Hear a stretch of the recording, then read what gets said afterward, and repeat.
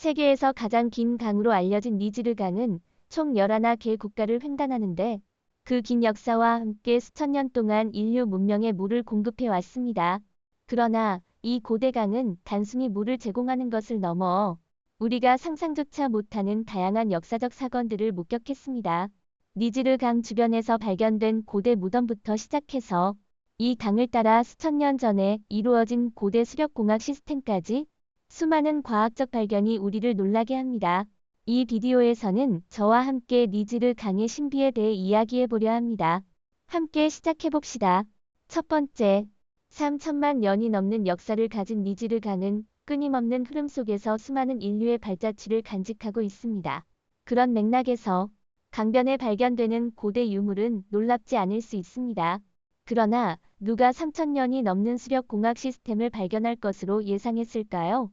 2023년 6월 니지르 강을 따라 600m 길이의 돌 배열 네트워크가 발견되었습니다. 처음에는 그저 몇 개의 돌이 흩어져 있는 것으로 여겨졌습니다. 그러나 이러한 가정은 금방 변했습니다. 이 돌들은 벽을 형성하고 이 벽들은 당시 물 관리 시스템과 같은 방식으로 작동하는 전체 네트워크를 형성했습니다. 과학자들은 이 돌벽이 물의 흐름을 조절하고 홍수를 피하기 위한 목적으로 건설되었다고 믿습니다. 이러한 벽들은 그로인이라 불리며 이들은 이집트의 첫 번째 카타렉트에서 시작하여 수산의 네 번째 카타렉트까지 이어집니다. 이 벽들을 정확히 연구하기 위해 항공사진과 위성 이미지가 사용되었습니다. 수십 년 전에 촬영된 해당 지역의 항공사진도 조사되었습니다. 왜냐하면 이러한 그로인들은 오늘날 손상되어 있기 때문입니다. 현지 주민들을 인터뷰하고 연구자들은 12,200개 이상의 그로인을 조사했습니다. 또한 이러한 그로인들이 수천 년 전에 건설되었을 것으로 보고되었습니다. 일부는 매우 오래되었지만 다른 일부는 수십 년 전에 건설된 것입니다. 또한 약 10%의 그로인은 중세돌 건축물에서 흔한 기술을 사용하여 건설되었습니다. 이 돌벽의 크기는 건설된 시기와 건설자에 따라 다양합니다. 예를 들어 작은 벽은 긴급하게 개별 또는 매우 작은 그룹에 의해 건설되었을 것으로 추정됩니다. 그러나 몇 년이 걸린 것으로 추정되는 거대한 벽도 있습니다. 해당 지역의 농부들은 이 벽들이 홍수로부터 흙을 수집하고 강에 의한 침식을 피하는데 매우 유용하다고 말합니다.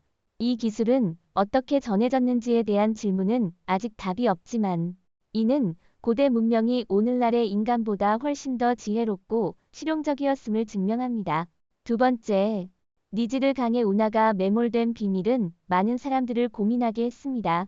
이 강은 보통 북쪽으로 흐르지만 수단에서는 한 지점에서 거대한 곡선을 그리는데 이것은 꽤 오랫동안 이해할 수 없는 현상이었습니다. 이렇게 큰 곡선을 만들기 위해서는 강이 어떤 일이 있었어야 했습니다. 일반적으로 강은 직선으로 흐르며 지중해로 흘러들어가야 했습니다. 예를 들어 강은 남서쪽으로 휘어져 사하라 사막을 통과한 후 다시 북쪽으로 흐르기 시작합니다.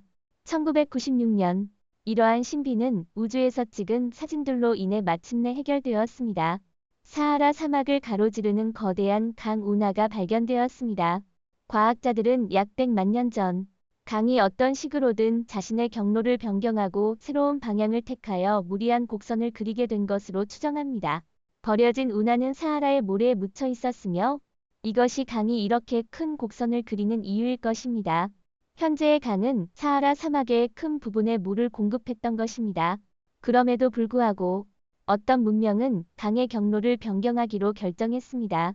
세 번째, 니지르 강의 기원은 수세기 동안 사람들에게 미스터리를 제공했습니다. 이 강은 그 길이와 통과하는 국가의 다양성으로 인해 그 기원을 찾는 것은 어려운 일이었습니다.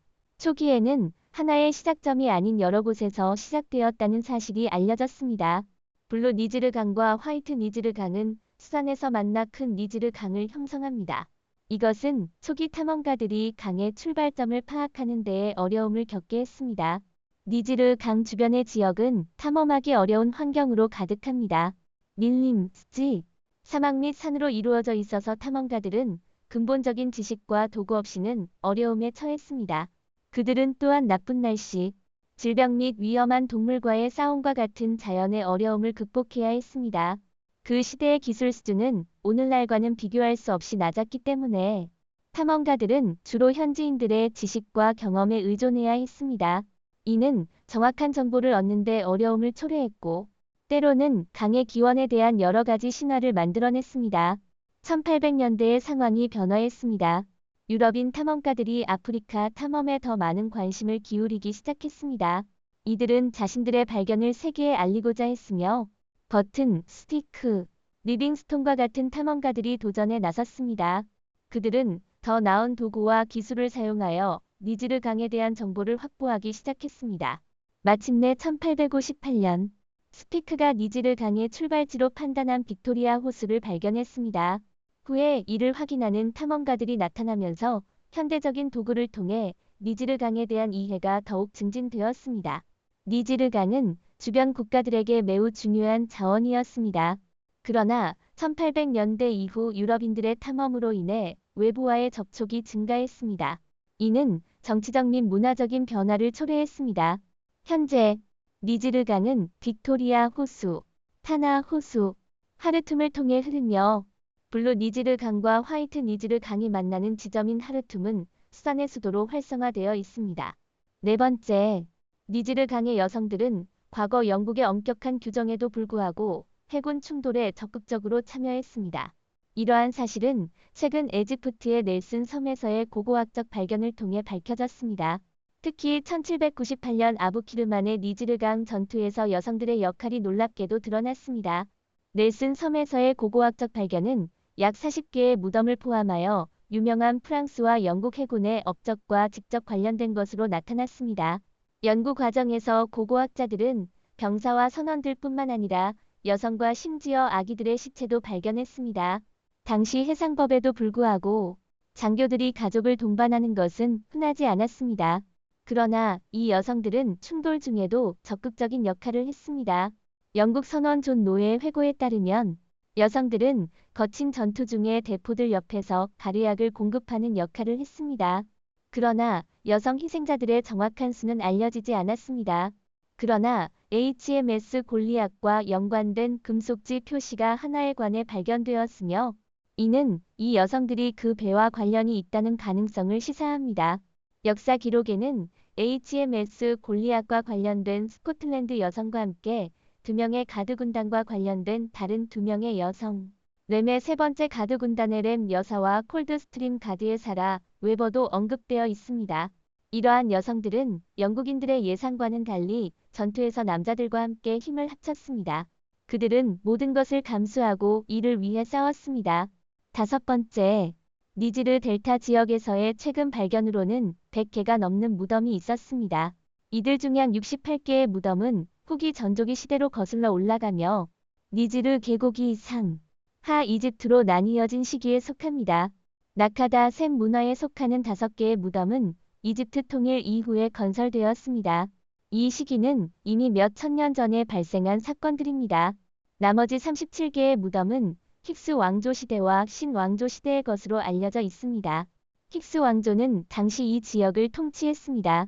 이 묘지는 다양한 시기의 무덤들을 갖고 있어 매우 흥미로운 연구 대상입니다. 전조기 시대의 무덤은 타원형으로 형성되어 있으며 이는 이집트 하부 문명의 특징적인 관행 중 하나입니다.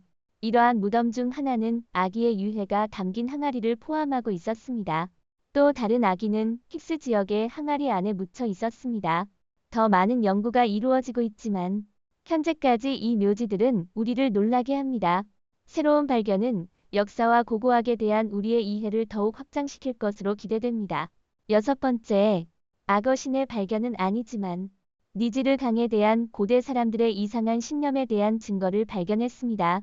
고대 이집트인들은 니지르 강을 생명의 원천으로 숭배했습니다. 이를 하피 또는 이터르로 부르며 단순히 강을 나타내는 것뿐만 아니라 그 토양의 비옥함을 의미하기도 했습니다. 니지르 강은 많은 중요한 신화에서 중요한 역할을 했습니다. 하피와 같은 신은 생명의 힘을 상징하고 마하트와 같은 신은 진리와 균형을 나타냈습니다. 은하수는 니지르 강을 반영하며 태양신 나는 태양신은 그의 배를 니지르 강을 통해 이동했다고 여겨졌습니다. 하토르 하늘과 물의 여신 또한 니지르 강과 관련되었으며 오시리스와 세트와 같은 이야기도 그랬습니다. 고대 이집트인들은 세트가 오시리스를 배신하여 그의 몸이 온 이집트에 흩어지고 그의 성기가 니지르 강의 악어에 의해 먹혔다고 믿었습니다. 이는 악어가 생식력과 관련된 신성한 존재로 간주되었음을 보여주며 니지르 강이 이집트 문화에서 얼마나 중요한지를 강조했습니다. 현재 파이움 SHDT이라고 불리는 도시는 니지르 악어를 특별히 숭배했습니다. 그리스어로는 크로코디로 폴리스라고 알려진 이 도시는 솥빛을 숭배했고 보석으로 장식된 악어 PTSUCHOS를 사원에 두었습니다. PTSUCHOS가 죽으면 새로운 악어가 그 자리를 차지했으며 이는 니지르와 이집트 종교 신념 사이의 깊은 연결을 강조했습니다. 일곱 번째, 니지르는 지속적으로 변화하고 지나가고 있습니다. 최근의 발견은 니지르 강이 변화하고 있다는 사실을 명확히 보여줍니다. 여러 세기 동안 니지르 강 지역은 번성했지만 최근의 변화로 그 동역학이 변화되고 있습니다.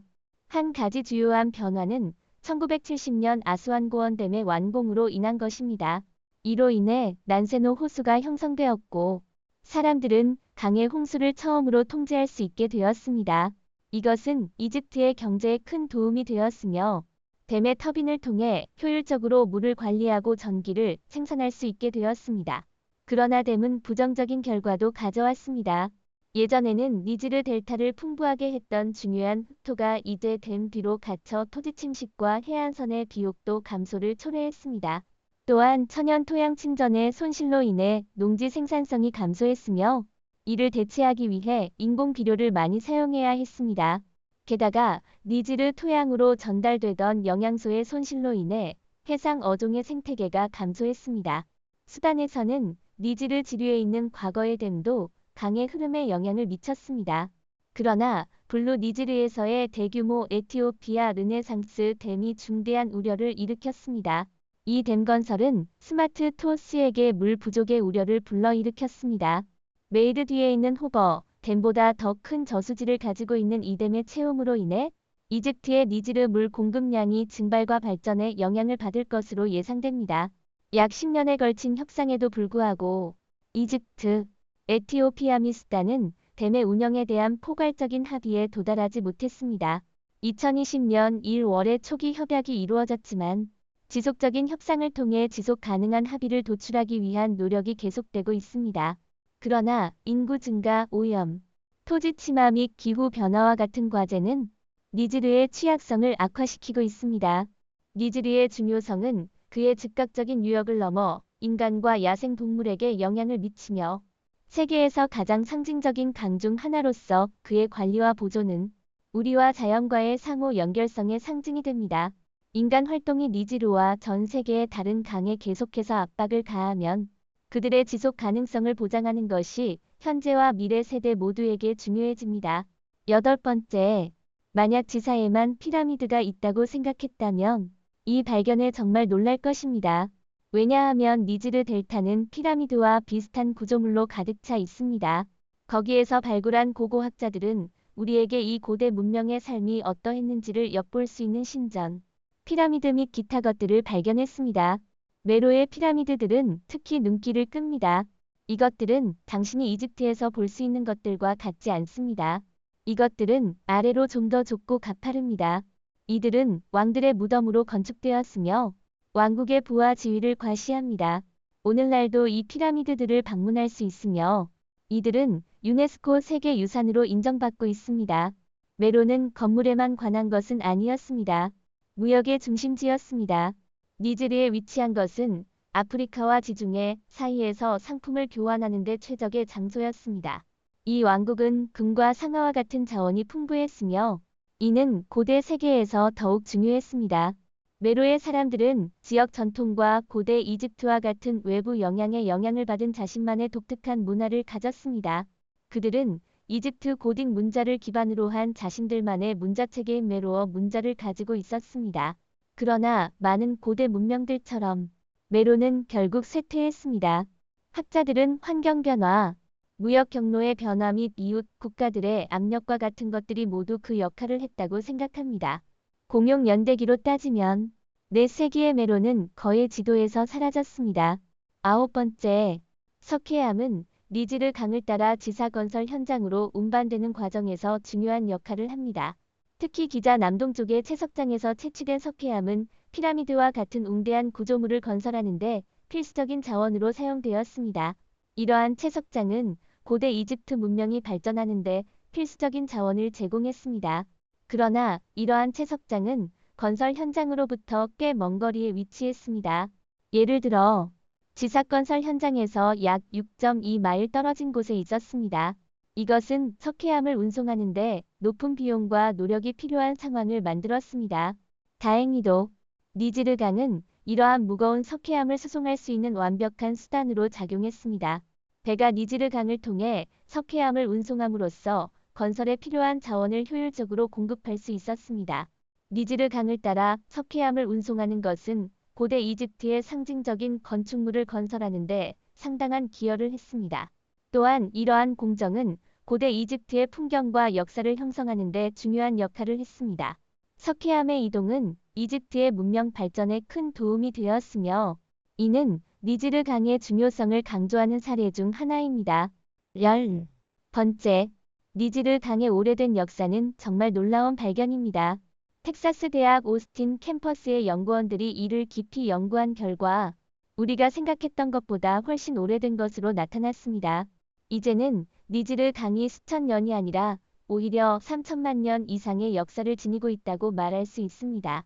이는 정말 놀랍고 상상하기 어려운 일이지요.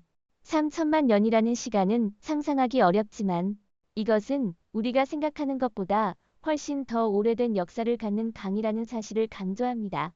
이것은 마치 우리의 세계에 대한 관점을 완전히 바꾸는 것과 같습니다.